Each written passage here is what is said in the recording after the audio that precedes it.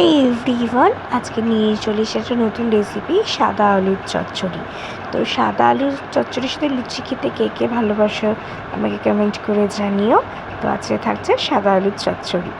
তো দেখো, আলুটা নিয়েছি 3 পিস মতো আলু নিয়ে ওটাকে ডুমো ডুমো করে কেটে নিয়েছি। কড়াইয়ে সাদা তেল দিলাম, দিয়ে সামান্য একটু দিলাম কালো জিরে। তারপর জল দিয়ে ধুয়ে রাখা ডুমো করা আলুটাকে এবার তেলের উপরে দিয়ে দিলাম, কালো জিরে ফোড়নের উপরে দিয়ে ভালো করে নেড়ে চেড়ে একটা টমেটো কুচি করে দিলাম, দিয়ে আবার একটু নেড়ে ছেড়ে নেব, নিয়ে একটা কাঁচা লঙ্কা কুচি করে দেব, দিয়ে আবার একটু নেড়ে ছেড়ে নেব, দিয়ে স্বাদ মতো দিয়ে দেবো পরিমাণ মতো নুন, দিয়ে আলুটা ভালো করে টমেটো লঙ্কার সাথে ভাজা ভাজা করব।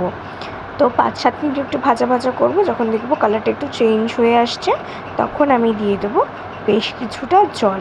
খুব একটা বেশি ঝোল করব না, সেহেতু একদম পরিমাণ মতন জল দেবো। মানে আমি এখানে 3টে আলুর জন্য ছোটো বাটির 1 বাটি মতন জল দিচ্ছি। দিয়ে একটু নাড়াচাড়া করে গ্যাসের ফ্লেমটা হাই করে জলটা ফুটতে দেবো।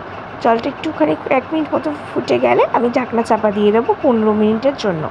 15 মিনিট পরে আমি ঢাকনা চাপাটা খুলবো। দেখো, টমেটো লঙ্কার সাথে আলুগুলোও সেদ্ধ হয়ে গেছে। যে একটু কেটে দেখে নিলাম, খুন্তি দিয়ে কেটে দেখে নিলাম আলুটা সেদ্ধ হয়ে গেছে। এবার খুন্তি দিয়ে আলুটাকে ভালো করে এরকম ঘেটে ঘেটে গলিয়ে নেবো। তাহলেই রেডি হয়ে যাবে আলুর তরকারি, সাদা আলুর তরকারি রেডি। লুচির সাথে পরিবেশন করব। যদি ভিডিওটা ভালো লাগে লাইক করো, কমেন্ট করো, শেয়ার করো, চ্যানেলটা সাবস্ক্রাইব করো, ফেসবুক ইনস্টাগ্রাম ফলো করো।